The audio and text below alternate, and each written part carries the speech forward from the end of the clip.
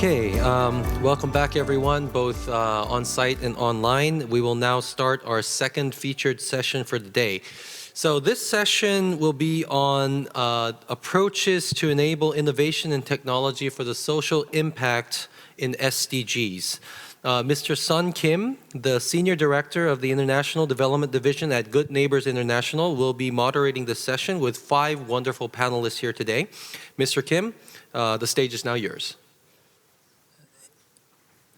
예, 반갑습니다. Hello, ladies and 온라인으로 gentlemen. 참여하고 It is a 계신 pleasure to 여러분들, meet you, 그리고 everyone who is 오늘 joining us 연세대학교에 online, 직접 오셔서 and 제 앞에 everyone who is 계신 here in Yonsei 청중분들, University sitting before me. It is a pleasure to meet you. end-to-end I will be strategy moderating this 가장 session, 맡은 End-to-End Strategy. My name is Sun Kim. I am the Director of International Development at Good Neighbors International. 박수 쳐달라고 하려고 했는데 I was going to ask 해주셔서 for 감사합니다. applause, so thank you 앞으로 for 70분간 여러분들과 함께 taking the 이 세션 initiative. 진행을 할 We are 텐데요. going to have a 70-minute 세션 session. 제목이 예사롭지 않습니다. The session's title is quite ambitious, and we do have amazing panelists with us today. I had the pleasure of meeting with them in the speakers' lounge. They have much to offer. They are from law firms, investment companies, from government, and corporate NGO activists. They have come from extensive background. Let me briefly go through the background because you might feel that this is a strange mix. So, just very briefly, development cooperation really came to the fore around 1945. The government was focusing on ideology, corporations looked at capital, and NGOs looked at it in terms of relief. However, in 2000, the MDGs were announced, and in 2015, the SDGs were announced, and the government said that we should go towards multilateral cooperation. Corporations continue to look at the logic of capital, but they also talk about sustainability and philosophy as well. For NGOs, they are engaging in humanitarianism as well as development cooperation. Now, many different entities are participating in development cooperation in many different ways in an inclusive and integrated and organic manner. For us to increase social impact, we wanted to invite many people from different walks of life to give us their insight. We'd like to hear first from Hoon-sang Lee. 잠깐만요. 제가 준비가 순서가 헷갈리는데. So I'm a little bit confused of the order, so we will go to Mr. Lee first. 네, 안녕하십니까. 저는 이훈상이라고 합니다. Hello, I am Hoon-sang Lee. 의사이면서 I'm a doctor, 공중보건 and I am an expert in public health as well. Right now, I am working as the CSO of Right Foundation, so it's a great pleasure to be meeting you today. 조금 더 시간이 있으니까 조금 더 We do 자세히 설명하셔도 너무 괜찮아요. 짧았나요? more time, so maybe you can elaborate further about the work that you do. I'd like to talk about the Right Foundation then. In fact, I graduated from medical school at Yonsei University, and I worked at KOICA as well as the Disease Control Center of Korea, and I was a visiting professor at Yonsei Medical School. And when I was working at KOICA, I worked in Ghana for about 2 years, and currently I am in charge of strategy development at Right Foundation. And so we do vaccine work, diagnosis, and digital solution development, R&D, and so I provide strategic assistance to these kinds of work that we do at the foundation. Thank you. Hello, ladies and gentlemen. I'm going to briefly introduce myself and then go into introducing the company that I'm in. I am Young Kim, the Executive Director of D3 Jubilee Partners. I received my bachelor's at Yonsei, then worked at Morgan Stanley, Lehman Brothers as an analyst.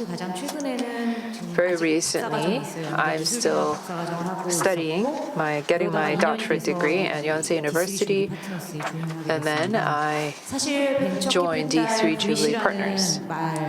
when we talk about venture capitals or VC, I don't know if you're familiar with the term, but just briefly, VC is adventurous capital. So it is capital that is invested into those startups that are deemed to be very innovative and pioneering. But then there's also the concept of impact VC. Impact VC is where we're a little bit different from other VCs. So regular VC investors look at financial performance, but we look not just at financial performance, but also the social environmental performance of these startups as well. Just simply put, we bring together impact and profits and performance. We are trying to invest in those optimal areas. So it is quite difficult and complicated. We look at innovation and impact. Now we are trying to take that as a mission to try to serve a new social purpose. That is all.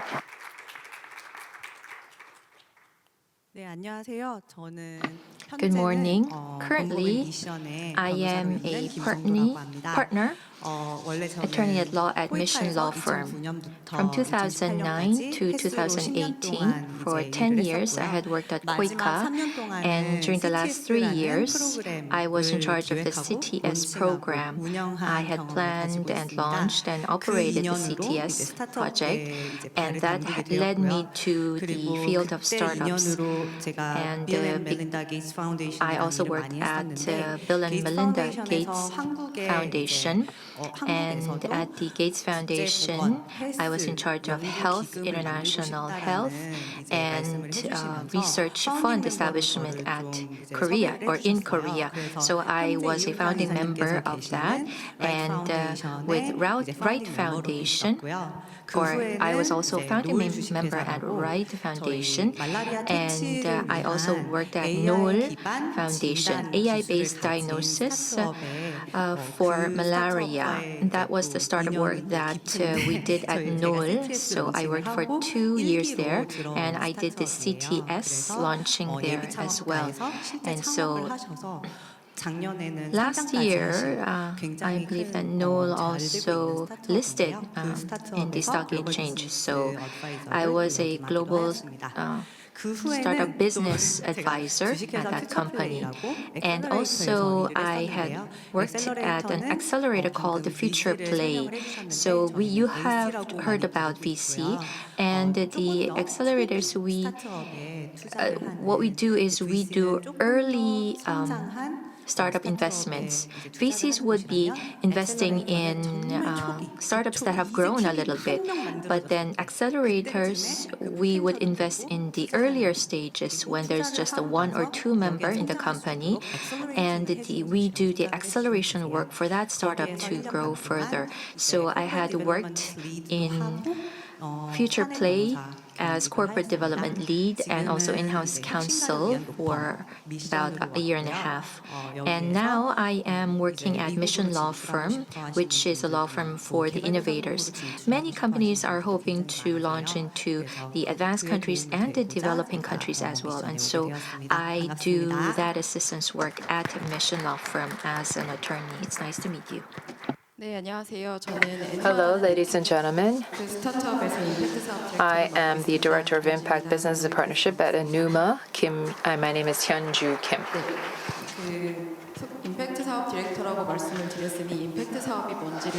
Because I'm the Director of Impact Business, I should explain what impact business means. We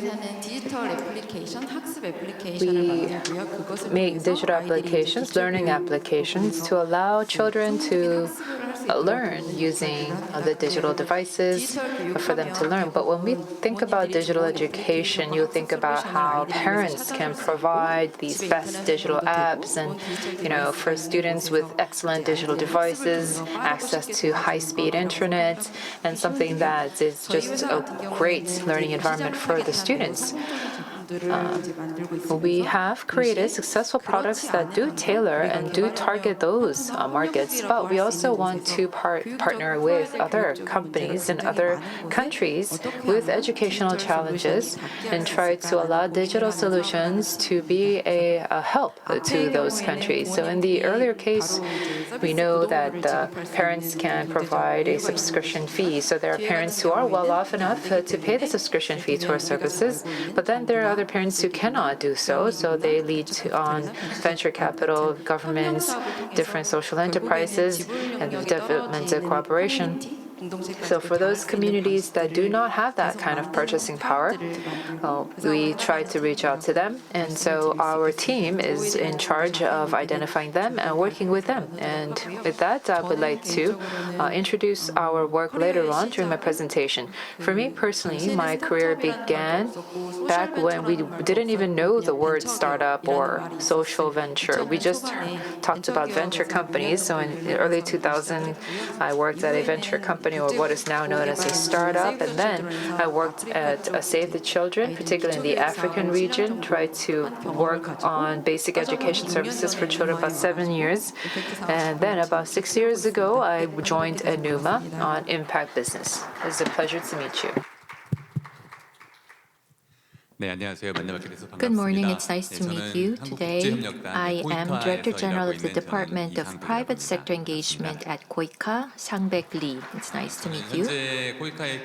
So again, I am in charge of private sector engagement at KOICA, and KOICA is in charge of bilateral projects as well as private sector or civil society and UN and other partnership projects. And so I am working under the partnership headquarters, and I am in charge of engagement with the private sector. So we have very prominent experts in this session, but for me, I've been working at KOICA for the past 18 years. And before that, in Kabul, Afghanistan, I did do some NGO activity for about a year, and then after that, I began working at KOICA in the strategic and bilateral project headquarters, and I worked in the Philippines and Palestine office of KOICA. So I'm going to share with you how KOICA is partnering with the private sector, particularly with regards to the impact companies and other ventures and other social companies and our collaboration with them. It's nice to meet you today. Yes, so I don't know if you've had a session where we've had such a long time devoted to self-introductions. It's because they come from such rich backgrounds. I've only been in good neighbors for 23 years, so I don't have much to say. But in any case, we can move on to the rest of our presentation. Just briefly on KOICA and Enuma. So we're going to hear about their companies. I think that will benefit our talk. So we'll hear from Mr. Lee of KOICA on their businesses. Thank you. As I just mentioned, I will talk about how KOICA cooperates with the private sector and what social impact work we are doing. So I have just 2 slides to share with you today. As you heard earlier, KOICA is the ODA agency of Korea, and so we do a lot of global ODA work. We also, and UN and other NGOs are involved in these ODA activities, but again, KOICA is in charge of Korean ODA, and we realized that with the government-led ODA projects alone, we won't be very effective because of lack of resources. And so from 2010, KOICA has been pursuing cooperation with the private sector. And so this Department of Private Sector was established first during about that time. And so we began with the 5 different projects at that time. Currently, we operate about 100 projects every year. And so again, since we began private sector engagement in 2010, we have grown quantitatively and qualitatively. And the CSR concept first emerged, and then in 2014, 2015, the shared value creation, or CSV concept, was developed by a professor in the US. And so CSV projects were our focus since 2014, 15. But about at 2015, we had the Sustainable Development Goals developed. And so inclusive business, and it's important, and grew, and it has been emphasized since then. And so we divide our projects into 3 different groups. So today we'll be focusing on CTS, and so we began CTS projects since then. Science and technology and ideas of the private sectors are going to be used for social impact in the developing world. So that would be the CTS projects. And we're not talking about the Christian broadcasting station here in Korea, CTS. But anyhow, the CTS, when I use this word, that's what I mean. And we have the IBS is a combination of the previous CSR and CSV. So inclusive business solution is another pillar of our project. We also have cooperation with overseas agencies under the name of IPS. So since 2015, we have been pursuing these 3 groups of projects. And since last year, we have been pursuing the ESG initiatives. ESG is something emphasized by the business sector here in Korea and the world as well. So those are kinds of projects are being pursued at KOICA as well. So we had that private sector engagement history evolve over the years, as I just explained. And since we're talking about innovation and technology and how they can be used for social impact, I'd like to briefly elaborate on CTS, Creative Technology Solution.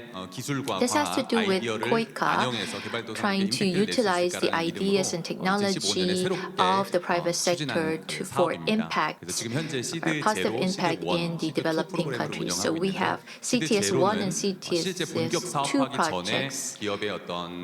Our CTS1 or Seed0 projects would be the incubation phase. And when there is a specific idea or technology that we're developing, that will be the Seed1 phase. And then that technology being sold, being marketed, that will fall under the Seed2 phase. And so very briefly, I talked about the startup and the social venture and social impact programs that exist here in Korea, which KOICA is developing. And also a part of our CTS project is the ENUMA project. And so we'll hear about the example of ENUMA from now on. Thank you.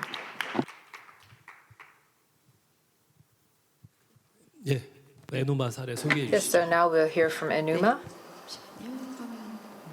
네, 조금 전에 했던 말을 한 번 더 하는 셈이 되겠네요. 저희는 에듀테크 스타트업 에누마라는 곳에서 일을 하고 있습니다. 저희는 I 학습이 work at 어려운 ENUMA. It's an educational startup. We try to make for learning success. We provide digital services for children in basic education.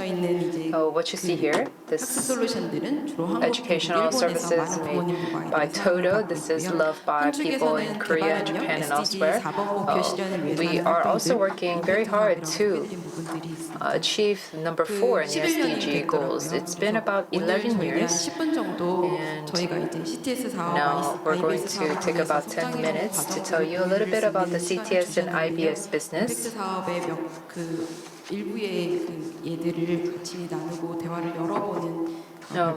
Think of this as a way to open up our conversation.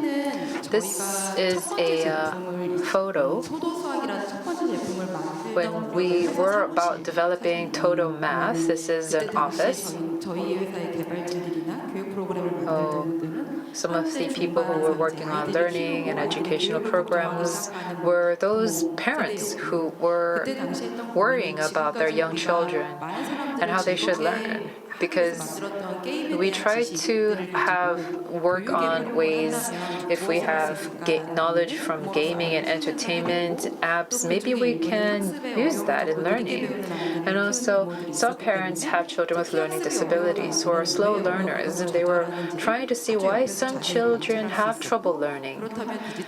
They thought that perhaps digital technology can allow them to leapfrog over some of those disabilities and difficulties.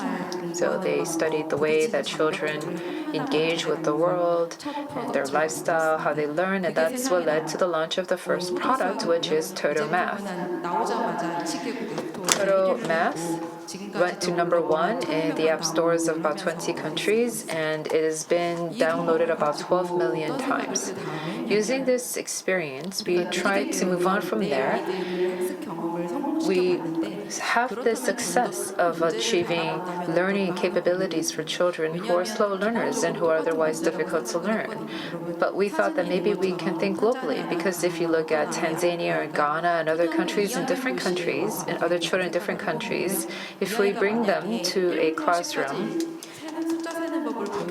if they are children who don't know how to count from 1 to 10 and you are making them sit down in a kindergarten class, this means that they will have trouble learning how to add and subtract. In the UN SDGs and also with the MDGs, we were able to bridge the educational gap in some ways, but we still see many children who are not learning at their intended level, at their intended pace, at the right pace around the world. In fact, these are children who have gone to school by the age of 10, but even then, by the age of 10, over 70% of children cannot read or understand simple sentences. So we thought that maybe we can fix this using the know-how that we have from developing Toto Math. And this is where we worked on Global Learning X Prize.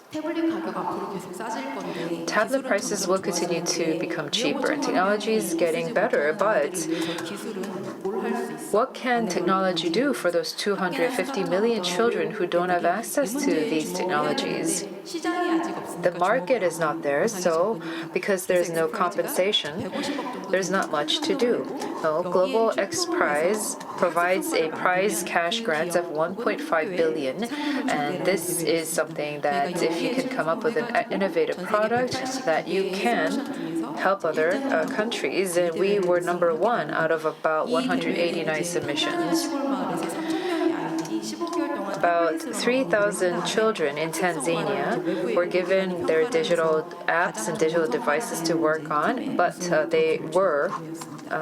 they have recorded the top scores compared to their peers. We took this experience to try to think that maybe we can take this and expand this learning based on this bar graph. The bar graph are those children who were studying under Kit School, about 450, 500, and then the others are those students in our competition. We can see that the children are playing all these hours, and this means that this will translate to actual good scores. And we asked ourselves how they were able to play so much. Before we made Kit School and submitted to X Prize, we were working with CTS, and innovation is about the best educators and the best engineers and the best software developers in Korea. And their digital service was sent to those children in Tanzania, and those children were able to use this without the help of their parents. But there's a lot of steps that you have to go through. We have to make sure the children in the field have used them and then provide some kind of feedback to their teachers and to the parents. So we needed to partner with other different institutions like NGOs and etc. So we have been working on this for about 3 years. Because we have that 3 years of preparatory work, we were able to win in X Prize. There were about 12 startups at the time, and they were able to engage in educational experiments in Tanzania for about 3 years, and it was Koika's CTS program that allowed us that foundation to do so. And we worked with Good Neighbors at Tanzania office, who provided us with a lot of knowledge and information in the field. And because of this extensive network, we were able to do well at the X Prize. And that was how we were able to deliver on this inclusiveness, because we started with a focus on underprivileged children. You see here, this is at the Rohingya refugee camp in Bangladesh. And during COVID, because we couldn't physically travel there, we know, however, that these apps are something that the children can just download and make use. But we worked with Camp Koika to provide this to about 329 institutions, about 54 countries. For the past 3 years, as you've seen, the digital gap and the wealth gap would directly lead to educational gap. And in fact, because of COVID-19, this has become even more exacerbated. What we have learned over the past 3 years is that the speed of expanding access to learning is much slower than the speed of digital development. So we have to bridge this gap.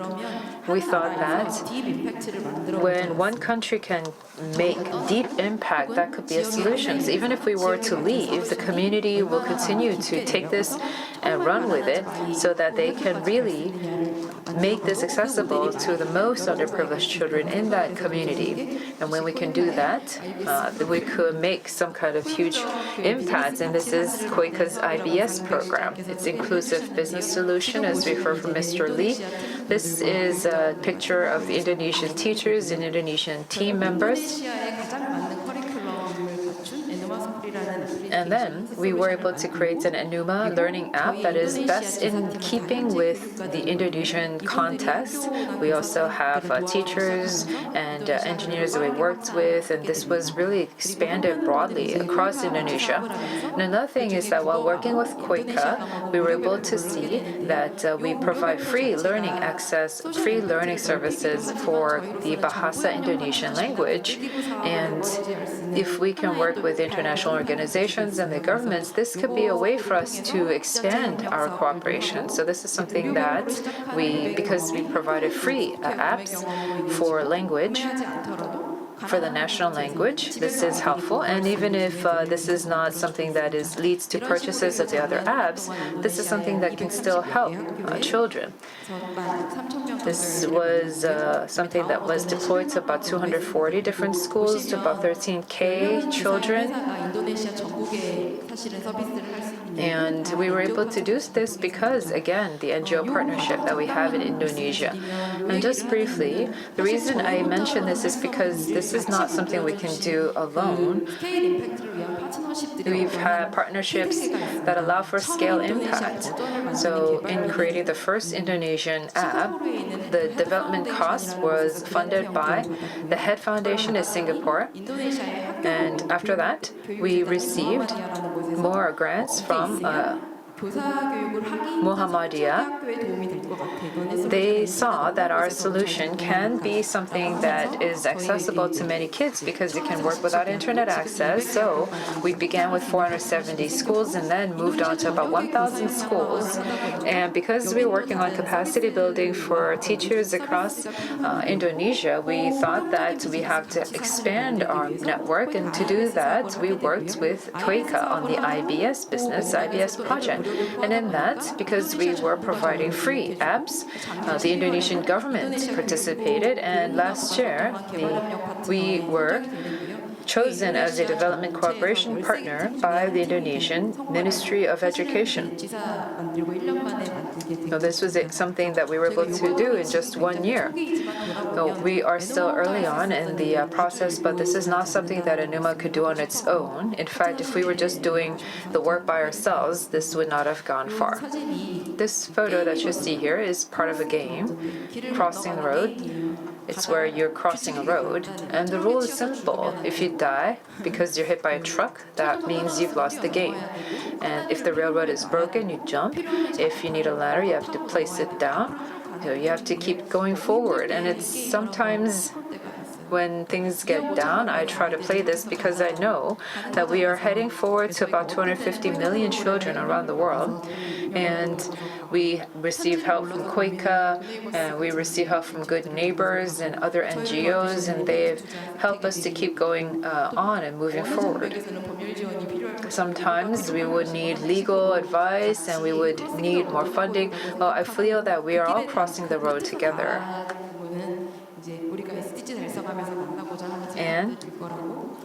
And at the end, ultimately, we are heading towards those people with whom we want to achieve the SDGs. This is a Korean app that we have created for Korean school children. So continuing forward, we are going to meet the demands of the changing society and the changing needs and continue to create more digital opportunities.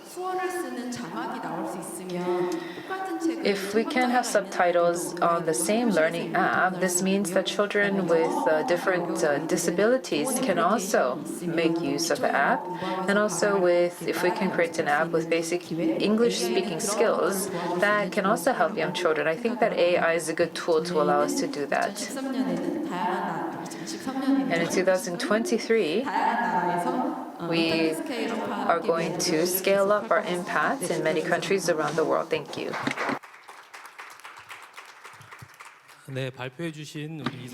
Thank you very much to Director General Sang-baek Lee and Director Hyun-ju Kim for your presentations. I would really appreciate it if I could get a copy of that game. I think that would be very useful. We're talking about MBTI often these days, and I am a J, so if you don't stick to your time limit, you're going to make me nervous. So once again, I ask you to stick to your time limit, and thank you very much for your efforts. So we've listened to two presentations, and now we'd like to begin with our discussion. So we'd like to begin with Sung-do Kim, our partner Sung-do Kim, and you can talk about any topic that you wish. Thank you very much. In fact, we did have a brief rehearsal before coming into this session, and during the rehearsal, well, it wasn't my turn to speak, and it was Kim Young-young, Executive Director Kim Young-young, who's supposed to go ahead first before me. So I'm going to give the microphone to Director Kim. Oh, because we are an investor, we have to know why we've decided to invest in this venture capital and how we have come out this way. So that's why we decided that I should be the starting point. And Numa, we've heard from Ms. Kim about the company, but in fact, it was a company that was founded under the mandate that it was going to reach out to underprivileged children. So, for example, children with autism or learning disabilities. And then they scaled up, and then they started to pivot. And now, Numa is providing digital transition for early childhood education across the world. As you know, of the 17 SDG goals, there are many with red. Red, that's like very bright red or bold red. I don't know if this is the same color of red, but Numa is focused on the fourth SDG goal. Education is something with a clear social impact. D3, Jubilee Partners, also looks at the business model, philosophy, equity, innovation, inclusivity when we invest in educational startups. We've invested 3 times in Numa, and those of you who are familiar with VC, there's those series structure. The funding scale goes up. At first, we came to decide on investing in Numa because at D3, I joined it about 2 years ago, and in 2012, at the end of about 2012 or so about 10 years ago, that was when we made the first initial investment into Numa. At the time, our CEO had heard of Numa for a long time because I know that the NCSoft developers are the ones who are the CEOs of Numa. So we've known about Numa for a while. And from 2012, I know that they have been going back and forth between Korea and the US, and in 2012 they went to the US and we received a contact. In 2012 we provided seed investments as an angel investor, and then later on SoftBank invested in Enuma as well. At first, impact investors provided most of the funding because education is something that has clear social impact, but is also not something that has clear financial performance. So at first, it was a lot of impact investors who participated, and then later on, as it grew, just regular VCs participated. After 2012, we participated in Series A capital fundraising in 2015, and as Ms. Kim has said, beginning last year, they said that they're going to deploy the Indonesian version of Enuma in Indonesia, so they needed another push. I think it was at the end of 2 years ago, and that's when we provided additional funding. Many educational companies decide to stop their business or they go bankrupt. There are many death valleys, but XPRIZE also helped, and KOICA and other organizations also provided a lot of help. They pushed Enuma with their CTS or IBS programs and etc., and that was helpful to bringing us all this way. So that's now why Enuma is going for IPO. In 2016 or 15, I think it was around that time, I remember that Songdo provided some legal advice, and so maybe we can turn to her now on how she was able to discover Enuma. Thank you very much. In fact, in the case of Enuma, when I first established the CTS, we had our regular programs as well as ad hoc programs. So once every year, we would be picking a project or program as part of that. In the case of Enuma, that was a company that we got into contact with after our regular programming season. And so I thought it was such a loss, it would be such a loss if we would not be investing here. And so I created another CTS program in order to invest in Enuma. And we were really interested in Enuma because their work was in line with the purpose of our company. It already had the technology, and through innovation technology, it can clearly provide social impact to Korea as well as other developing countries, and that could serve as a priming water for further investments and influence overseas. And so the CTS would ensure not just the survival but also continuous growth of Enuma. And so we really wanted to provide the CTS for the project and expansion in Tanzania. And so we really were sure about the impact that Enuma could have in the impact it could have in society, and its business model was very strong as well. They had a program or a product that was a hit in the market previously already, and even if it would not receive XPRIZE, then their product would be very impactful in the other different societies. And so we were really committed to investing in Enuma as a result after all of this analysis. And so we provided an ad hoc CTS to Enuma. Good Neighbors was a good partner for us at that time as well. And so that was another plus point for us. Good Neighbors already was conducting an educational program in Tanzania, and so it had very strong networks in place.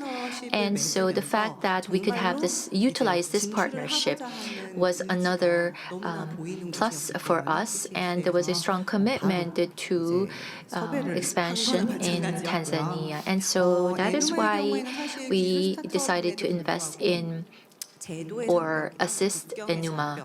And it's an educational project or a company, but it did not face a lot of challenges because it began as an application project. So you're able to download the app wherever you are in the world, and it's a game which is quite popular among the public.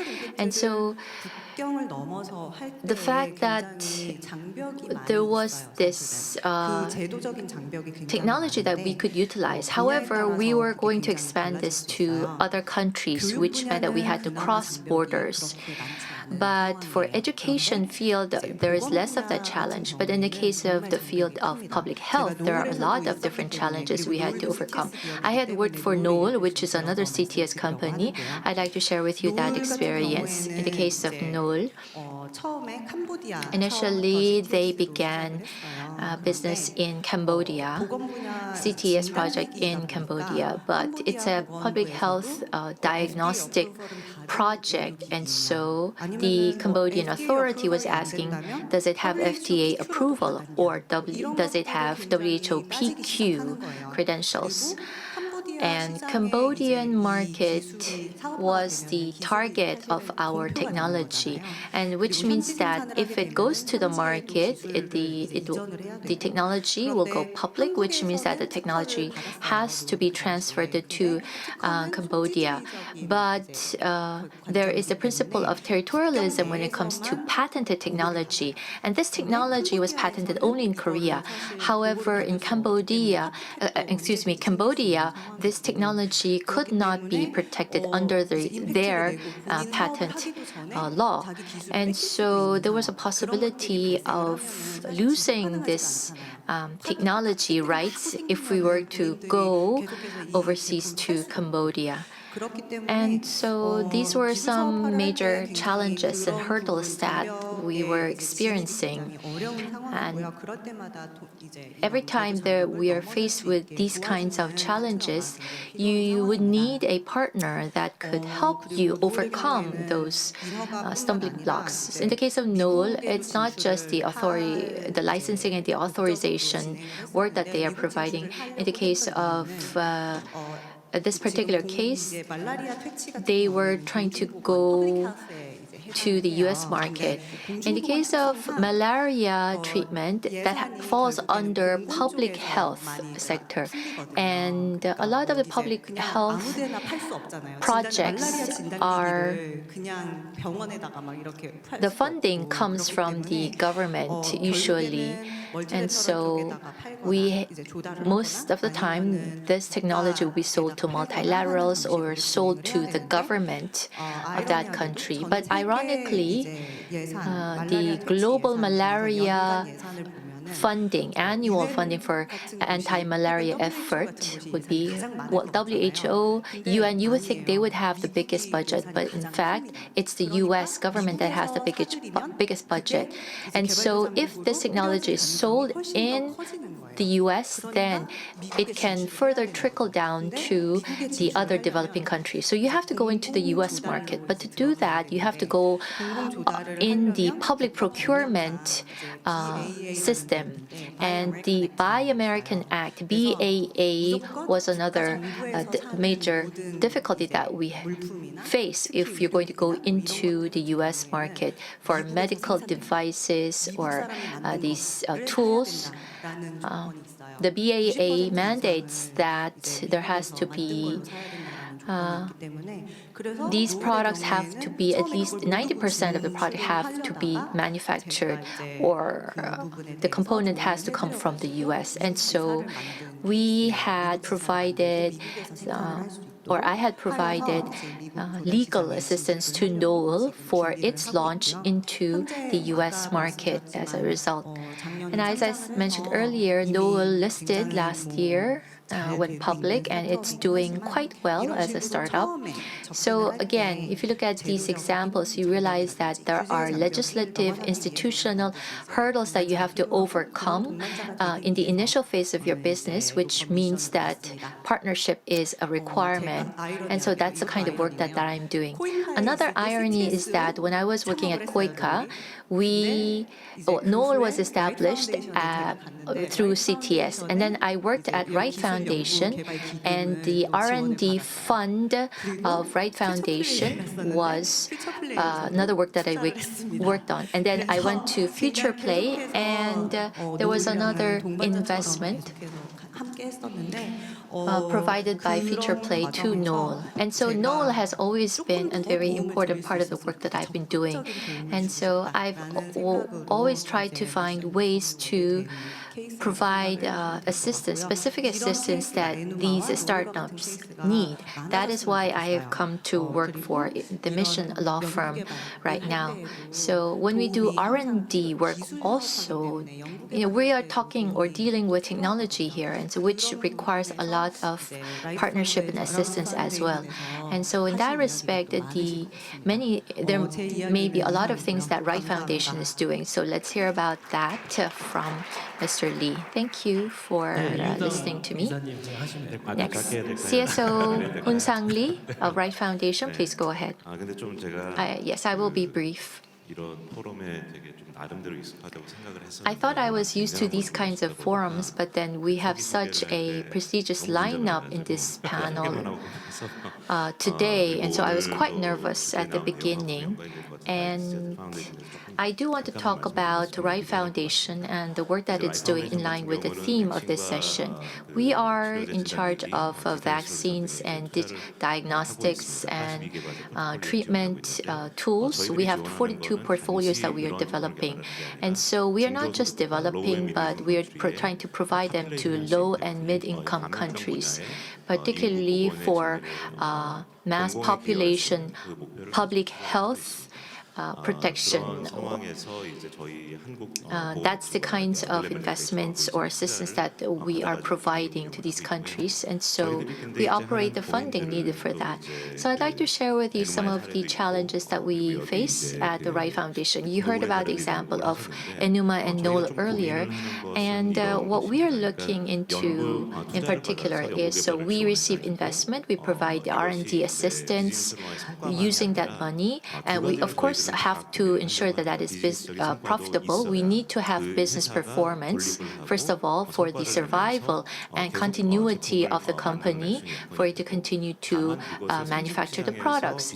However, that business should not succeed just in the advanced countries, but also in the developing countries as well. Particularly, we have to contribute to public health equitability. Particularly, we have to contribute to the SDG on public health and its fulfillment through our work. And so there's so many things that we need to consider as a result. So again, we provide R&D assistance, but like in education, in the case of public health also, there are a lot of regulatory processes that we have to pass through. For public health, the standards are stricter somewhat. In the case of Korea, we have to pass the Disease Control Center standards, and also UNFPA, or if we use the UN public procurement system to go into the 58 countries in Africa, you have to pass that standard as well. And so the level of the strictness of these standards would be very different from region to region as well. And so we begin with R&D, and we provide assistance for R&D. Of course, that's our focal work. However, we cannot stop there. We have to provide legal support, particularly for vaccines and other related products, which entail a lot of intellectual property related issues. So we have to provide legal assistance as well. But this impact that we're talking about, it's not just the impact that we usually think about, but not just the impact for the on-site impact, but they have to be impactful for the actual lives of the local residents. And so the intervention tools and products in public health also, they have to be used on-site in the first place to be impactful. For Korean startups and companies to go into the remote villages in Africa to provide this service, it's very, very difficult. It's very difficult for the Korean companies to listen to the voices from the site. And so in the mediator of that work would be KOICA and other NGOs that have the local networks and connections already, so that their work is also very important. And so we have this collaboration going on, and KOICA and other government agencies and NGOs also play an important role, as I just mentioned, in encouraging or ensuring that the collaboration process takes place smoothly. And so that is why we are focusing on end-to-end strategy in this session, because we have all different partners involved, and beginning from a company like Enuma, which begins to develop these excellent innovative technology and products, and then we have the middlemen who provide the assistance in terms of networking. And we have agencies like Right Foundation, which will have to play its role in this network as well. Thank you very much. You're going to, I think we could all give our speakers an applause at the end of the program. And Dr. Lee Hun-sang is a doctor. He worked at KOICA. There's so many things that he's been doing. In Ghana, mobile health technology project was conducted by a Korean doctor. So maybe you can share that example with us. Well, we had collaborated with Good Neighbors for that project. We used the mobile tablets to track the data on malaria and other diseases. And so Ghana wanted to have this system that could be applicable nationally. But first is on-site, and second important concept would be the use of tablet.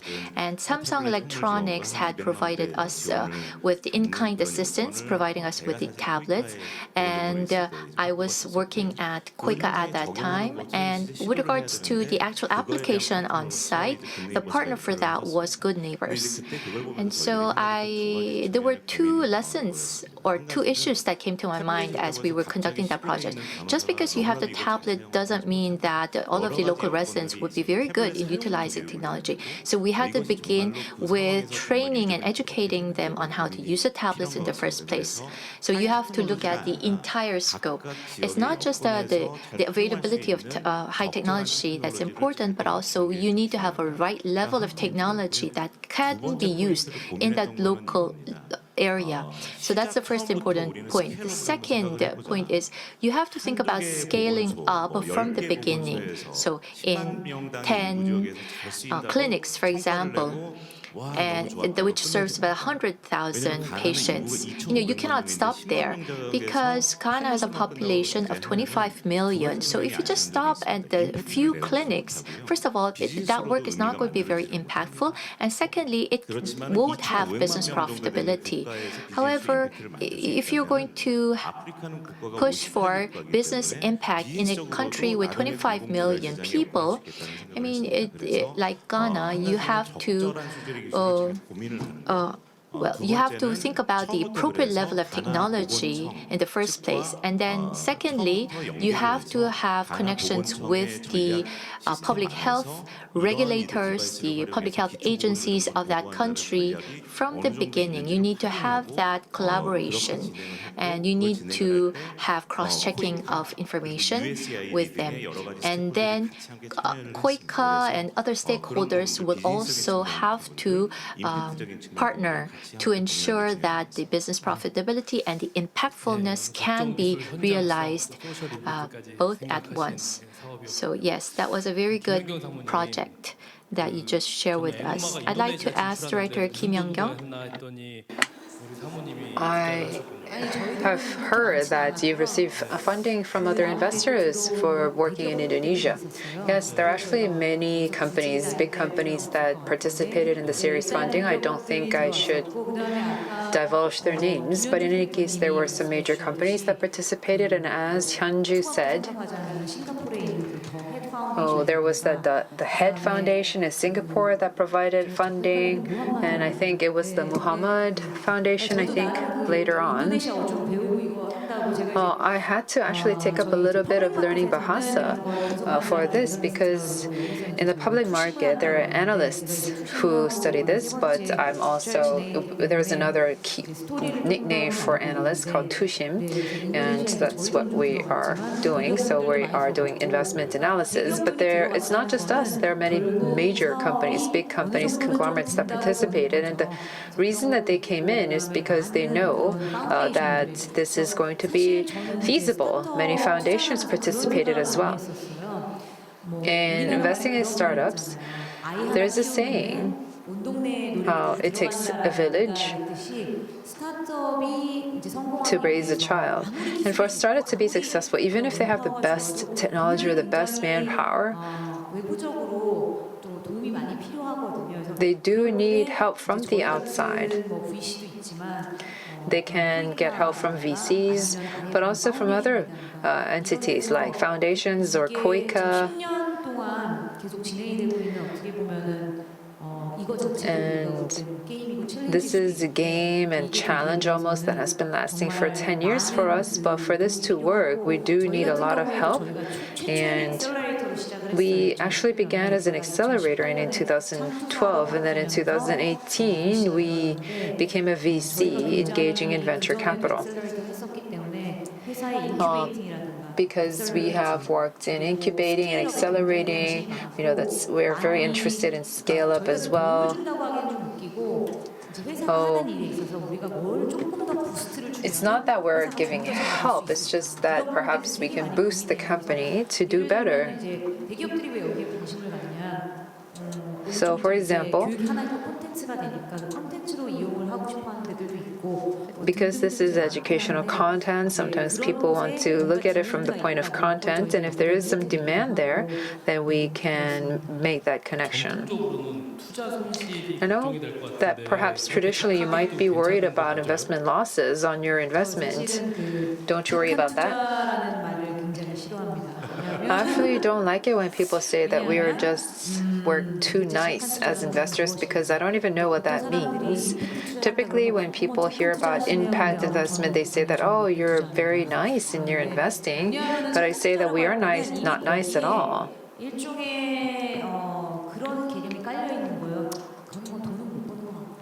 When we say we're nice investors, typically people think that we're doing it not for profit. It's similarly with philanthropic activity. People think that impact investors are the same thing. But impact investors are just trying to integrate philanthropy with capitalism. So we do get a lot of questions from LPs in particular, who are the investors into us. And when we meet with investors, we often talk about ESG these days. ESG is a framework and impact is a strategy, but many people confuse the two. But in any case, there is a little bit of overlap. Still, many people think that this is investing into something that won't make money. The history of impact investing is still quite short.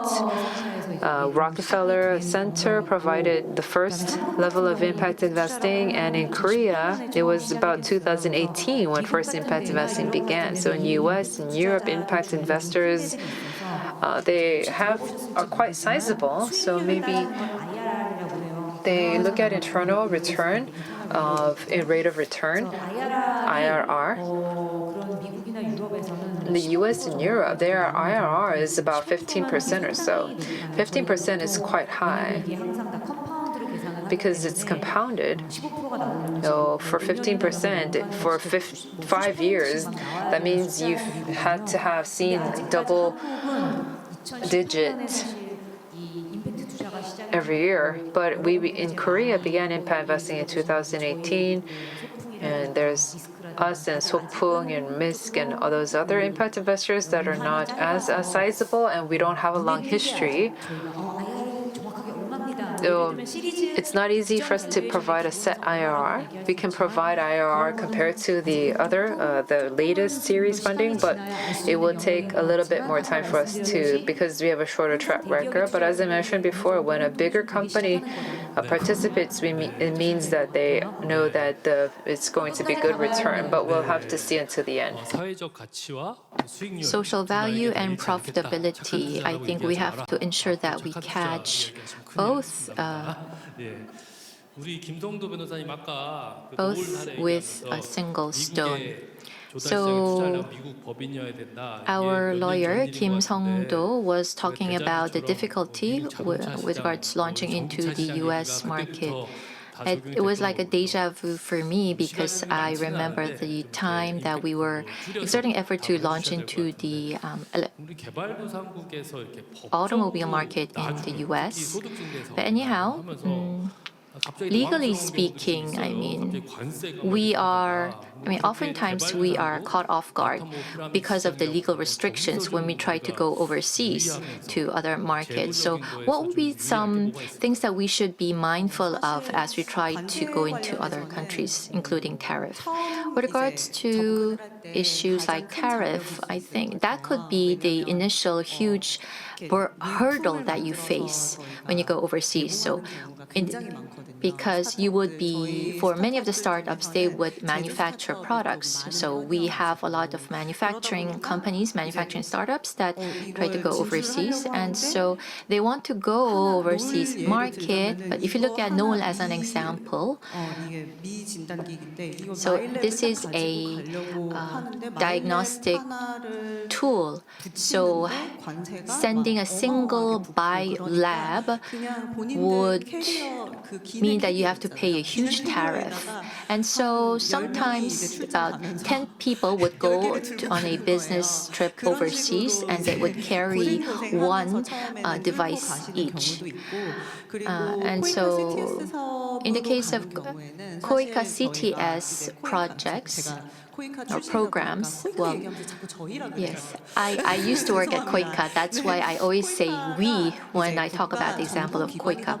KOICA is a government agency, and so they conclude RDs with other countries. So we call it MOU here in Korea, Memorandum of Understanding. So we would conclude these MOUs with those countries, and we would agree on 0% tariff through the signing. So if it's going to be a project done through KOICA, then usually it would be a 0% tariff. So if you do CTS projects, all of those tariff and other many legal restrictions and hurdles can be overcome. So if you do CTS programs, then you won't be faced with a lot of those initial restrictions. However, as you continue with your business, of course, the CTS would be only about 3 to 5 years in time frame. And so as you continue on with your business, beyond that time framework, you would continue to be faced with a lot of legal issues because by that time, you have to do your own selling. And because by that time, it's no longer going to be a KOICA business, but an Enuma or a Noel business. And so you have to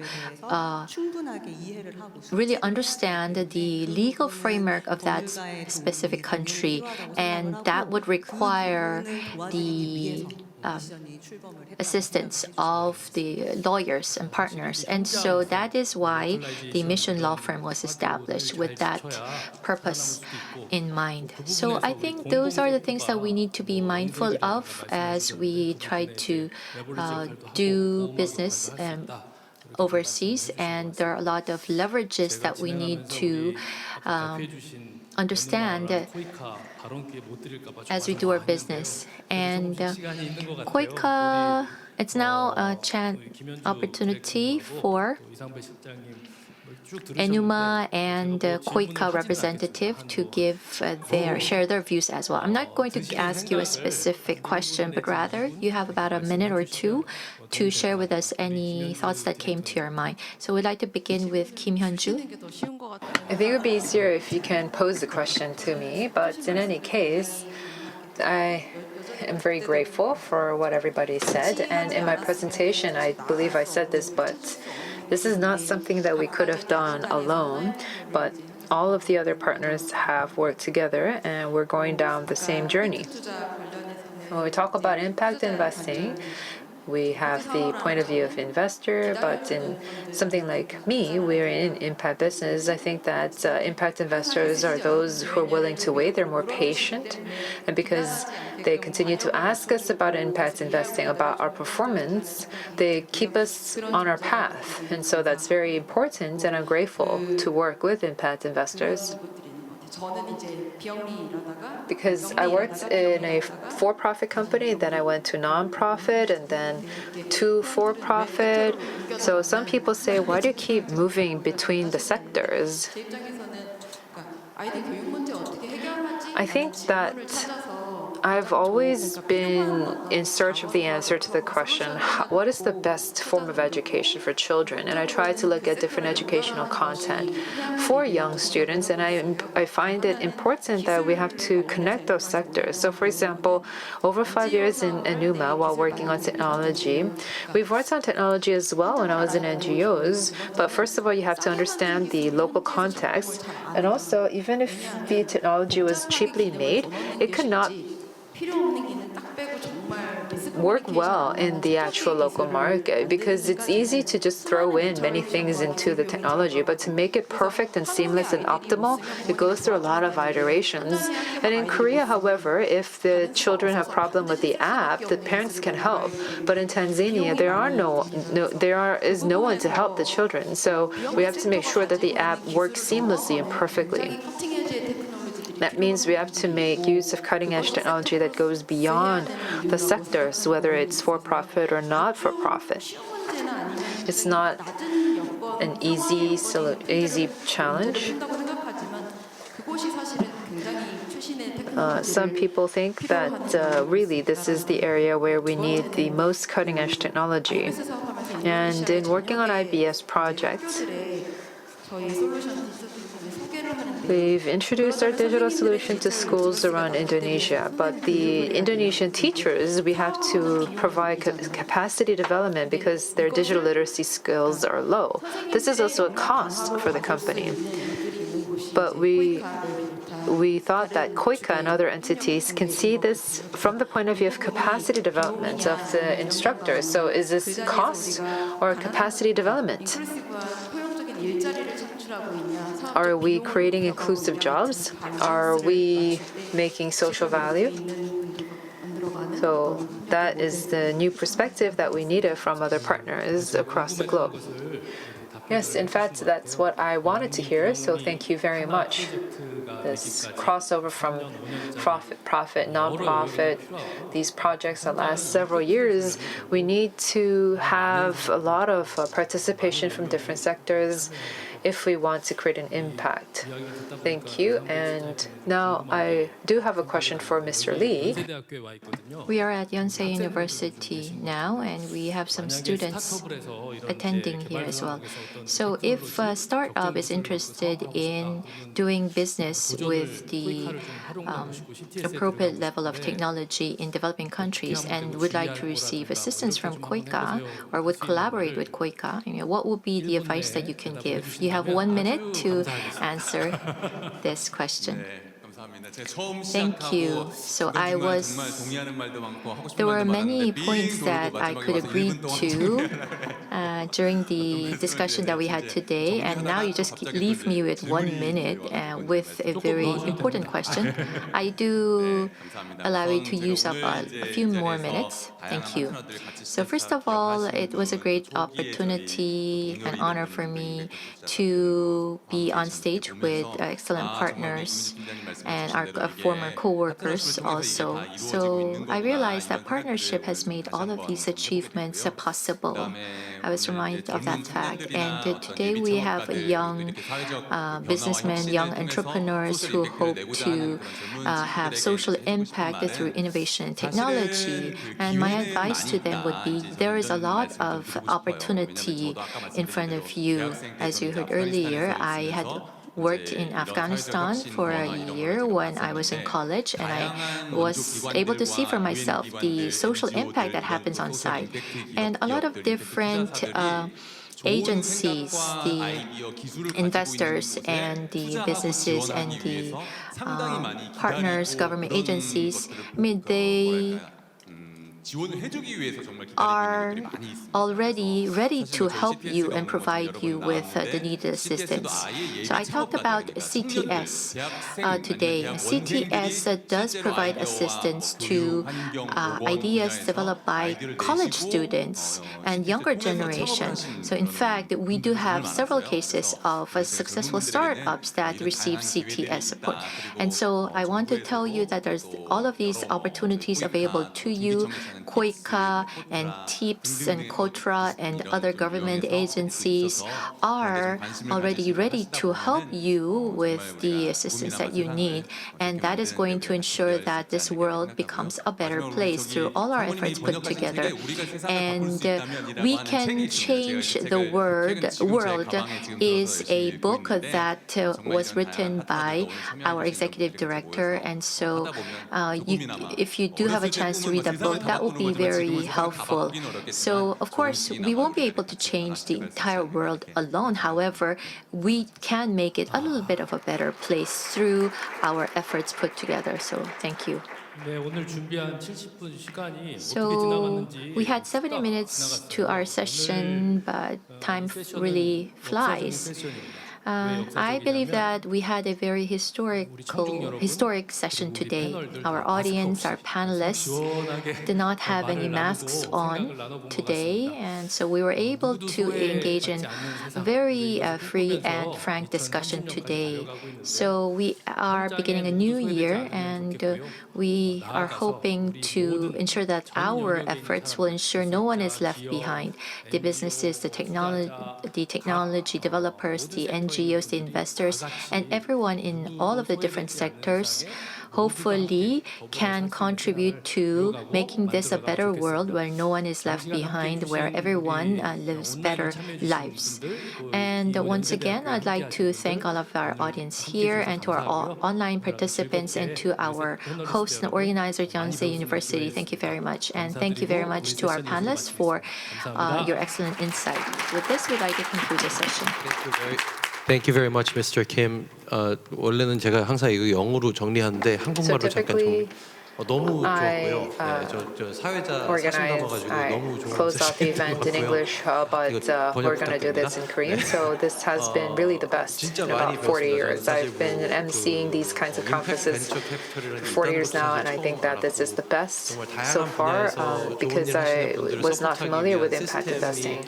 And I think that the systems in place with excellent people are all there, firmly established, so that was great to see. And I would also like to reach out to our students here. Perhaps you can also benefit from what you've heard today, and maybe you can find a good direction forward from what you've heard today. Thank you very much. Okay, back to English. We're going to take another 15-minute break, and we'll be back with the next session. So no lunchtime today. We're just going to keep going on with the feature sessions. Thank you very much.